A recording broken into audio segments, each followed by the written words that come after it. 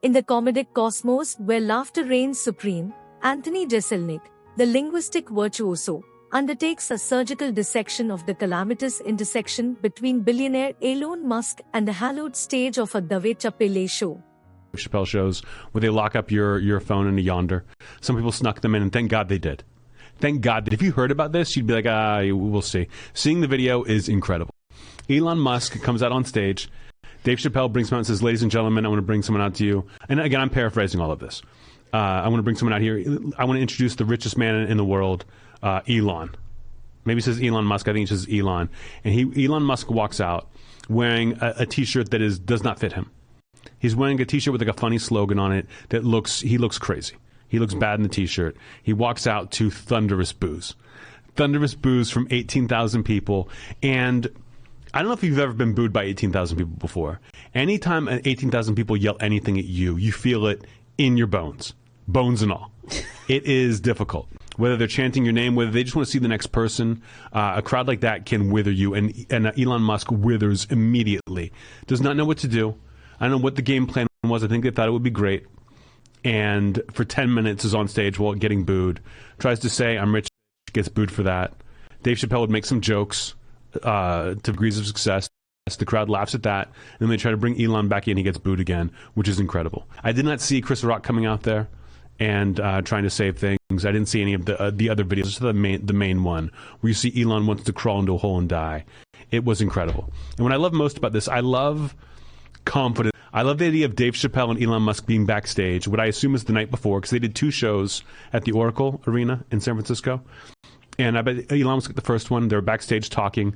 Dave makes a couple of jokes. Elon's not even trying to die on Earth. He wants to get away from all of you and get to Mars, kind of thing. Whatever those jokes were, did very well backstage. And Dave says, you know what? I want to use these jokes. Why don't you come on out? The crowd will go nuts. I'll roast you a little bit. You can make a couple jokes and you can get out of here. The crowd had different ideas.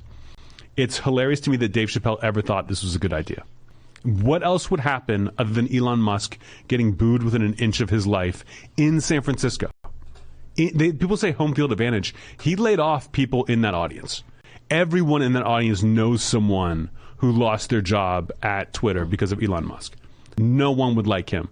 No one likes him in general. Yes. I don't think, and especially in San Francisco. But Chapelle fans might like him.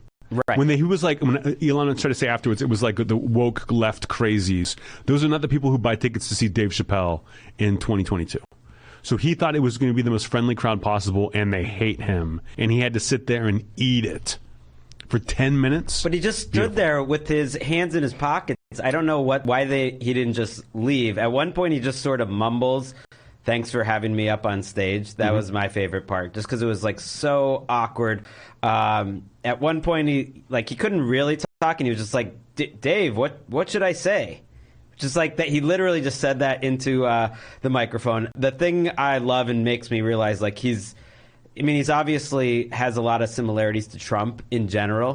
I think Elon Musk. But the next day when he said that it was really more like 90% cheers and 10% boos, I was like, that's no way. There's no way watching that video that is possible. Yeah, someone tried to say that to him, I'm sure. It was mostly cheers. The boos were louder. It's like these crazy things you say, it doesn't matter. He got ruined by that crowd. And the fact that they kept doing it. It wasn't just like a boo and move on. It was like anytime he tried to talk, they delighted in booing him. And I think Chapelle looked bad. And Chapelle, people are like, oh, he's like making fun of the poor fans for cheering. I think he's just trying to make any kind of joke to make this okay. Oh, yeah. He said all the people booing were the ones that had the worst seats. In the cheap seats. It's crazy that Chapelle would bring out the second richest man in the world and think people would be cool with it. That people would anything but boo. It was at one of the clubs. It was in the arena. In a club, you can get, in a club, if they boo, it's like, haha, you can laugh at boos in a club. Exactly, yeah. A couple hundred people, 1,000 people booing you, you can be like, haha, yeah. 18,000, you're doing the shrug, wandering around stage, being like, well. Wait, how many people have you ever been booed by? What's the most? I've definitely had an indifferent 20,000 people. Like doing that Oddball Fest where we're doing these big outdoor arenas. If the set didn't go well, it was not good. But I remember once opening for Bob Saget at Florida State University. And I just remember he got paid $75,000 for this one show. And it's this huge, it's wherever they play basketball, it's this monster arena. I don't know how many, but a lot of people. maybe not 18,000, but close. And I go out to open for 10 minutes. And it feels like I'm doing stand-up in outer space. Like, I just can't get my bearings. It's really weird. And the crowd, people start going, Saget! Saget! Just screaming. And this is like before I've ever been on TV when I'm opening for Bob Saget. And I think, in my head, I think they're calling me the F word. That they're calling me a gay slur. And I'm just like, I don't know what to do. You can't talk back to people. It's not a heckler situation where you can deal with it, because they're like, it's people all over this place. And just got through it. And afterwards, it's like, oh, they're yelling Saget. But in the moment, it didn't matter at all. It was brutal. And that wasn't 18,000 booing me. That was a few people yelling out Saget while I'm standing on stage. But that kind of crowd is like a tidal wave. It is tough. That Elon just got his lunch handed to him, and I love it. I hate that he tries to be funny and he thinks himself as funny, and he's just so funny. And I question, there's not a lot of self-awareness here, but how would he not think that being such a this figure on Twitter, which he owns, wouldn't eventually just turn off Tesla owners? Like the people I know that own Teslas, like, I want to make fun of them for it now, just because they're like on Team Elon, and I'm sure they're not buying it again if they're heavily online. Some people just aren't on Twitter, so they don't. I have friends who are returning their Tesla, who are getting rid of it. And like, I can't have it anymore. It's too embarrassing, and I get that. I love to see it. I think he's friends with Chapelle. And so he thinks he's funny because he must be funny, because why else would Chapelle be friends with him? And then just got wrecked. I love it. I hope it happens again. I don't think I'll ever step on stage like that ever again. But it's beautiful. I loved it too. A little Schadenfreude, but I don't know if he I don't know if he takes anything from it based on like the stupid responses. I don't follow him on Twitter. I have him muted, but I don't have him blocked. And then he gets retweeted into the timeline, so I feel like I see plenty of the dumb memes that he sends out there. And it's just like every day telling on yourself that he's just kind of an idiot. It's not like I disagree with you. It's just like, no, he's kind of a dumb guy. I mean, I'm sure he knows certain things well, but other than that, he's a dumb. So. But why are you bringing up Elon Musk on the stage at a comedy show, no matter what? Even maybe 10 years ago when he was the SpaceX guy who also had electric cars, you would have been like, oh, cool. But also, why is he here? Because he's one of the, not only the richest people in the world, but he's just sort of one of the most zeitgeist famous people in the world. One of the only people like more famous than Dave Chapelle, I would guess. And so he's just there, and you're just like, I'm going to bring him out. I don't know why. Just anytime famous, rich people try to be famous as well, it's always a disaster. They're just too big a bunch of dorks. They're dorks. After they die, what they were really like, you don't want to know now. He knocked up a pop star, a great pop star, Grimes, and there was not a whiff of glamour about them. That's how big a dork he is. I know he ruined Grimes for me. I mean, she's now no longer with him, but I still can't really look at her the same. That said, still like some of her older stuff. Yeah, I like her music. I like her new music still, but you heard it, Grimes. I know Grimes listens. She's a big listener. Grimes, Greg wants nothing to do with you now. I love Canadian. Greg's choosing his wife again. In the surreal theater of Chapelle's performances, where phones are imprisoned, Jeselnik salutes the rebels who defy the rule, providing a glimpse into Musk's cringeworthy foray into stand-up comedy. The saga begins with Chapelle's grand introduction of Musk as the richest man in the world, bedecked in a hilariously ill-fitting t-shirt. However, the anticipated cheers are swiftly replaced by an avalanche of boos from the audience, leaving Musk visibly flustered. Jeselnik, with his signature acerbic wit, paints a vivid tableau of Musk's awkward attempts to navigate the hostile crowd, enduring a 10-minute symphony of relentless boos. Jeselnik dissects the disaster, laying bare Musk's apparent ineptitude at managing a live audience and his futile attempts at humor, particularly the ill-conceived declaration that only served to intensify the torrent of boos. The linguistic maestro draws poignant parallels between Musk's discomfort and the visceral experience of being booed by thousands, asserting that such an ordeal resonates to one's very bones. A facet of Jeselnik's critique dives into the perplexing decision-making that led to Musk gracing the stage. He questions the optimism that might have transpired in backstage banter between Chapelle and Musk, musing on the Tesla owner's obliviousness to his own comedic shortcomings. Jeselnik takes a sardonic swipe at Musk's Twitter escapades, suggesting they may have alienated even Tesla owners. One noteworthy parallel is the attempt by Steve Jobs, the late co-founder of Apple Inc., to try his hand at stand-up during an Apple keynote presentation. Much like Musk, Jobs was an iconic figure, revered for his technological innovations. However, his comedic venture was met with mixed reactions.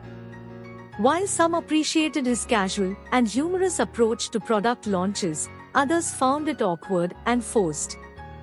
The experience highlights the challenges prominent figures face when stepping into unfamiliar comedic terrain. Contrasting this, we have examples of successful transitions from other fields to stand-up comedy. One such luminary is former neuroscientist and author Jonah Lahre, who seamlessly integrated his scientific background into his comedy routine. Lahre's experience suggests that a deep understanding of a specific domain can be an asset in crafting intellectually engaging and humorous material.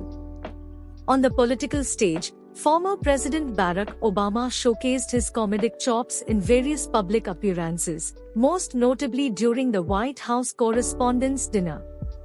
His adept use of humor demonstrated that effective communication involves an understanding of timing, delivery, and self-awareness. Unlike Musk's awkward encounter, Obama's comedic ventures were generally well received, showcasing the nuanced nature of humor in different contexts. In the realm of music, even the legendary Bob Dylan took a stab at stand-up during the 1980s. However, the reception was far from stellar, with many audiences left perplexed by the iconic singer-songwriter's attempt at humor. This instance underscores the challenges of transitioning from one artistic medium to another, where success in one does not guarantee proficiency in another. It is essential to acknowledge the inherent difficulty in stand-up comedy, irrespective of one's prominence in other fields. The delicate dance between vulnerability, relatability, and comedic timing is unforgiving, as witnessed in Musk's struggle and the experiences of other luminaries. These instances illuminate the fine line between success and failure in the pursuit of laughter, reinforcing the notion that comedic prowess is a unique skill set that transcends fame and accomplishment in other domains. As the comedic chronicle unfolds, Jeselnik marvels at the audience's unrelenting chorus of boos, showcasing the transformative power of a disapproving crowd in dismantling even the most towering figures. The linguistic maestro revels in the awkwardness of Musk's mutterings and Chapelle's valiant attempts to salvage the situation with jokes about the booing cheap-seat attendees. On the sprawling canvas of Twitter, Musk employs linguistic acrobatics and idiosyncratic illustrations, reminiscent of Obahiakban's convoluted prose, to communicate his visions and musings. His tweets, laden with futuristic dreams and pithy commentary, serve as a public bulletin board for his eccentricities. However, the juxtaposition of his online bravado with the onstage awkwardness reveals a dissonance in Musk's multifaceted public image. Musk's tweets, often rife with hyperbolic language and grandiose promises, create an image of a man confident in his vision and unafraid to push the boundaries of conventional communication. In this digital realm, Musk's linguistic tapestry mirrors the verbosity of Obahiakban, creating a parallel universe where complexity is both the message and the medium. However, the translation of this online persona to the live stage paints a different picture. Musk's onstage awkwardness exposes a vulnerability rarely seen in the carefully curated world of social media. The linguistic contortions that work in the realm of tweets falter in the unscripted environment of stand-up comedy, and Musk finds himself entangled in a linguistic maze that elicits more cringes than cheers. The over-the-top idioms that characterize Musk's Twitter escapades seem incongruent with the unvarnished authenticity demanded by live performance. While his online followers may revel in the flamboyant language, the live audience reacts with a resounding chorus of boos, forcing Musk to navigate the disjunction between the virtual and the tangible. Reflecting on the aftermath, Jeselnik dissects Musk's misguided attempt at humor, drawing parallels between his self-assuredness and the echoes of Trump's audacity. The linguistic maestro scrutinized Musk's post-show assertion that the boos stemmed from the woke left crazies, emphasizing the implausibility given Chapelle's diverse audience makeup. In a denouement marked by irony, Jeselnik savors the spectacle of Musk, a titan of wealth and fame, falling flat in the hallowed realm of stand-up comedy. The linguistic maestro concludes his dissection with an irreverent proclamation of love for witnessing such calamities, expressing a yearning for a repeat performance that could rival the cringeworthy magnificence of Musk's San Francisco debut.